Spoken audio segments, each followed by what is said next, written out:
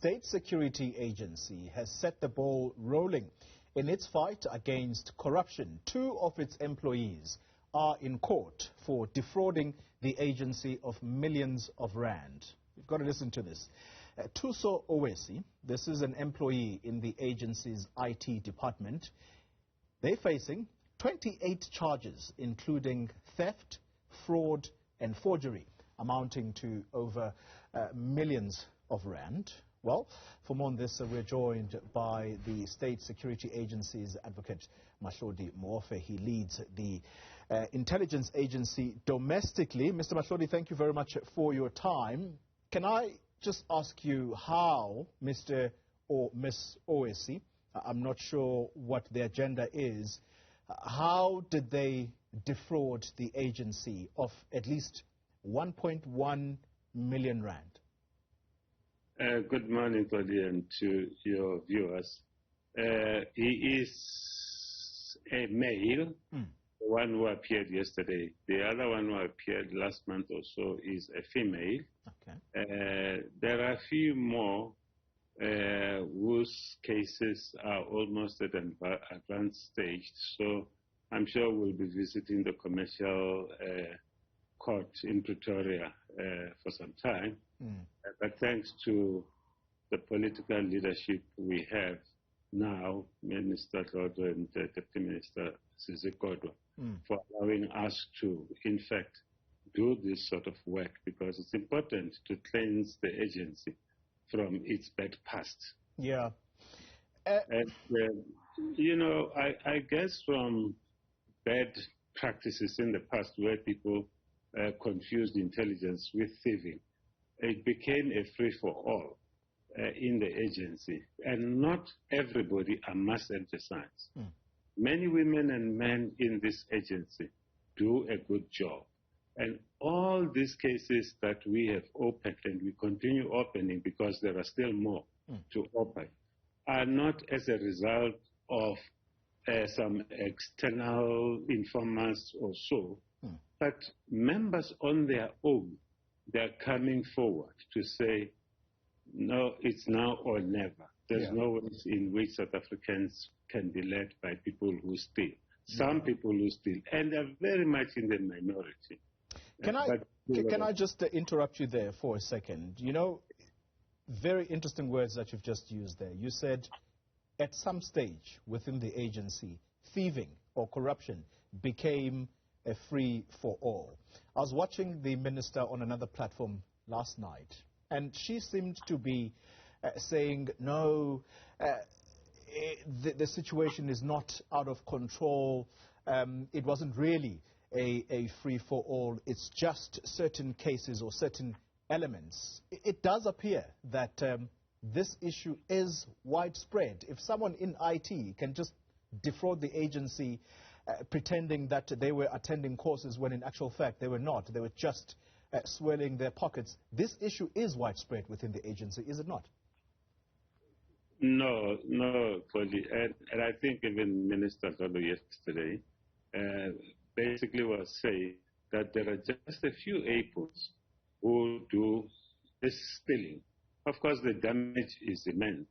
And I think she also said last night at the platform that there are a whole lot of women and men who really want to do good in the agency. Reality is that I think perhaps in the past, maybe the leadership and administratively really, because remember, politicians don't exercise oversight in departments.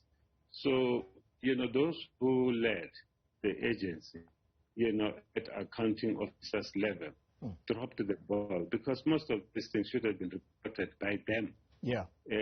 Fiduciary duties enjoined them to report all these malfeasances as they occurred at the time, which is what we're actually doing now. And I'm saying,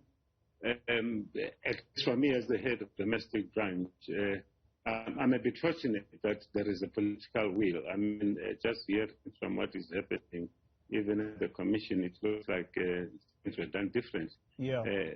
And indeed, Minister yesterday emphasized that she does not get involved, and indeed she does not get involved in supply chain management issues and all sorts of things. Yeah. Okay. It gives us support in the Deputy Minister, and hence we are able to do what we are doing now, rooting out corruption, and on our own accord, and I must emphasize, no one from our side, members themselves are coming forward to say we have to cleanse this agency. And I'm excited about that because South Africans deserve better.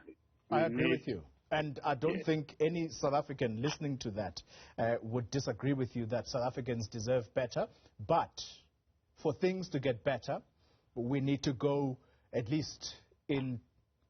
some distance into plucking out those bad apples and exposing them and making sure that they are taken to the courts to face the alleged crimes they have committed. Having said that, though, Advocate Muofhe, we know what has come out of the State Capture Commission of Inquiry.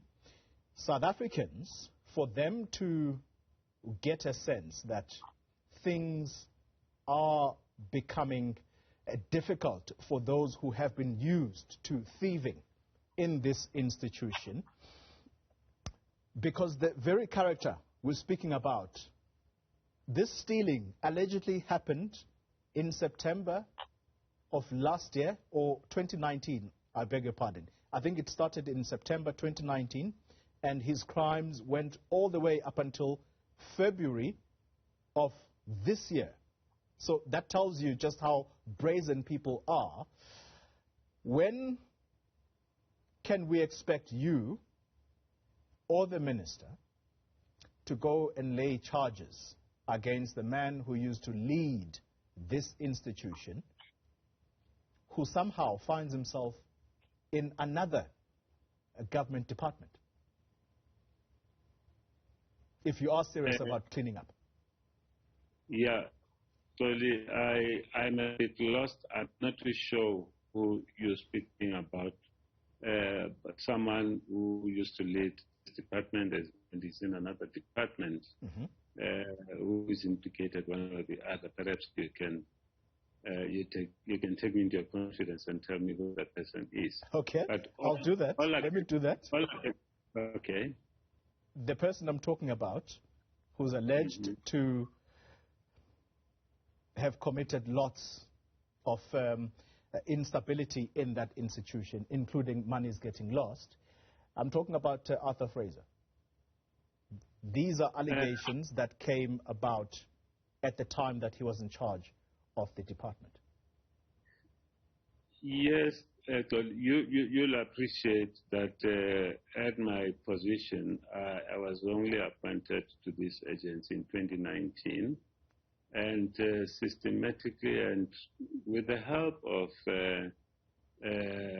my members, colleagues in the agency, whenever they bring all these things up, any criminality, and of course the advantage is being a lawyer, I'm able to evaluate whatever they give me, evidenced, and I personally go and open up these criminal cases. Now, it would really be premature for me to talk about a colleague who is elsewhere, whose allegations against have not yet been tested in a proper forum, a criminal court. I don't know why things were done differently in the past. It was a different regime at the time. Hence, I said one is fortunate that one is in this space under the political leadership of Minister Vodo and Deputy Minister Zizikodo, who basically encourage me, in particular as the head of the domestic intelligence branch, to basically make sure that we cleanse the agency from rotten apples within the agency.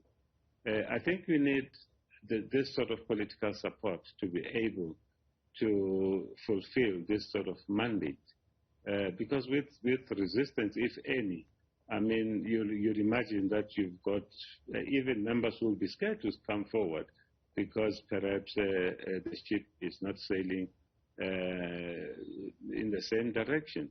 But we are all at one in the agency now that we have to cleanse this agency.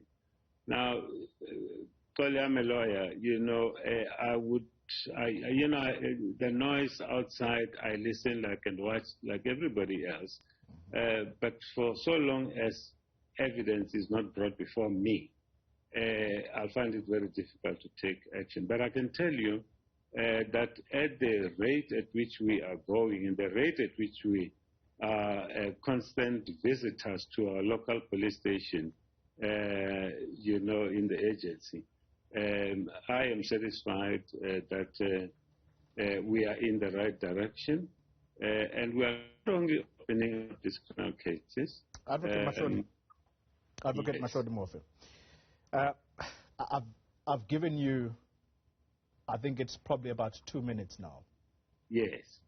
To tell the public that indeed we can gain confidence in what you are doing. A book has been written about the mass looting that allegedly occurred there under the watch of Arthur Fraser. The very fact that he leads another department, he was simply transferred to another department, does that not undermine this administration's talk of fighting corruption? Yeah, you have said so, Xoli, yourself, that he is alleged to have perhaps overseen massive looting, if you want to put it that way, until such time that those allegations are proven in a competent criminal court of law, he remains innocent. I think you'll agree. That's a sacrosanct. And you're not willing, nor your minister, to go and prove anything by either laying a charge or anything like that?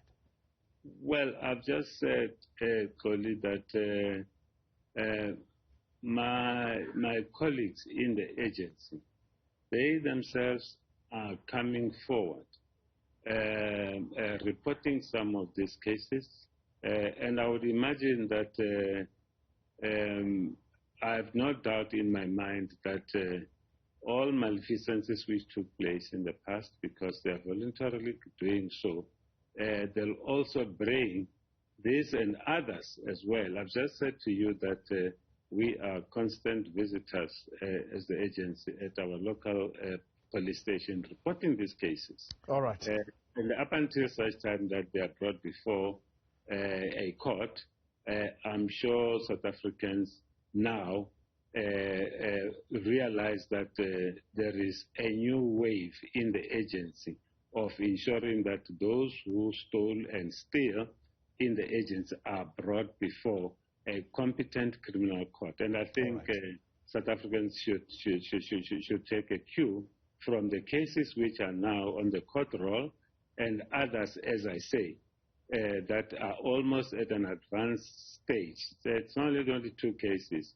I think it will take a bit of time before most of them are brought before the criminal court of law.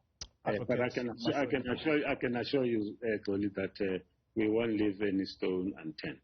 Advocate Mahlodi Muofhe, thank you very much for your time. He leads the domestic intelligence arm of the SSA. That's how we wrap up the first hour of Newsfeed AM. In the second hour, 10 o'clock, we'll bring you some fresh headlines and lots more interviews. This is Newsfeed, the AM edition.